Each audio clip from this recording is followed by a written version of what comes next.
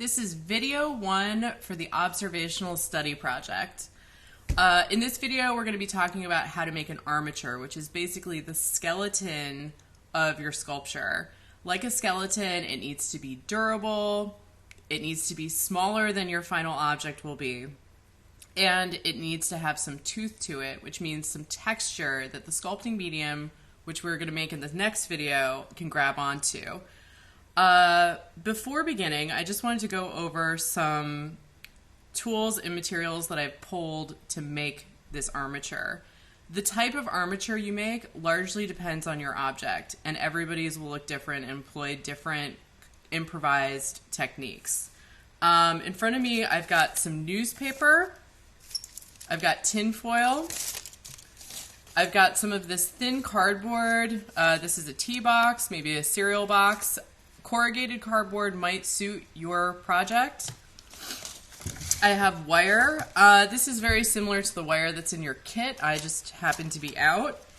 And then I've got some slightly thicker gauge wire. This is from a dry cleaning hanger. That thick wire hanger cut up can be very useful in this project.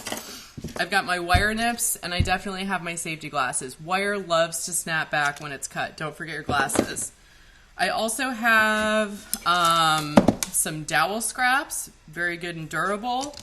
I've got my saw, my olfo knife,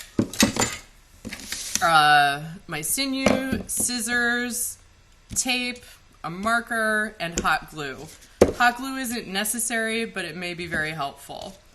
I also have my ruler, because this has to be a very accurate object that's not larger than the object you're creating.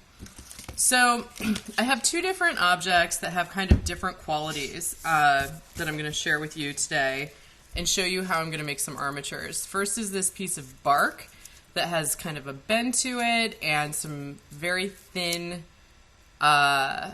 areas, and then I've got this more kind of bulbous gourd. So for this one, I want to take you on a little tour of an armature that I've already created. This is a very improvised structure that relies heavily on some of the skills that were covered during the linear project. To make this, I used hanger. This is the wire hanger, dowels, sinew, wire, aluminum foil, tape, and cardboard. I've lashed here some dowel to the wire that's secured with a little bit of hot glue. I've stacked some dowels here. This can be very useful in this project, using wire to attach things in a similar fashion to lashing. You can just loop the wire around and twist until it's secure. These very quick but durable cardboard braces. This is just the cardboard folded over a couple times and glued.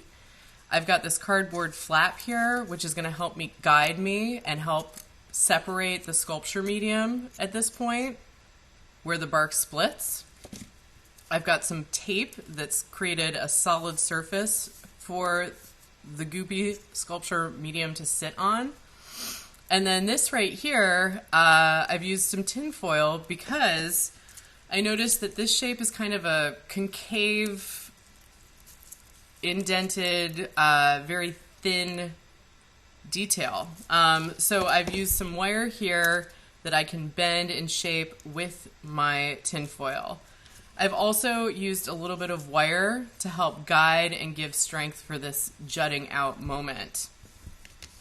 Okay, so the gourd has slightly different needs because it's this large solid mass, and because I need the sculpture medium to hold a shape, and I also don't want it to be so thick that it takes forever to dry, I need to kind of create an internal mass.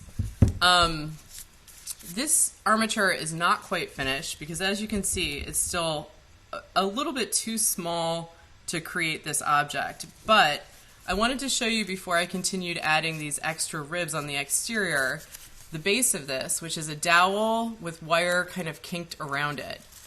The more information that you put into your armature, the more guides you will have for the second step of this project. So details are good. This armature to be completed, I'm going to continue kind of bulking up this newspaper and continuing adding the ribs of the tiny pumpkin. Give your pieces a slight durability check before you think you're finished with them. Make sure that they can kind of hold some weight and don't buckle under pressure. Thank you.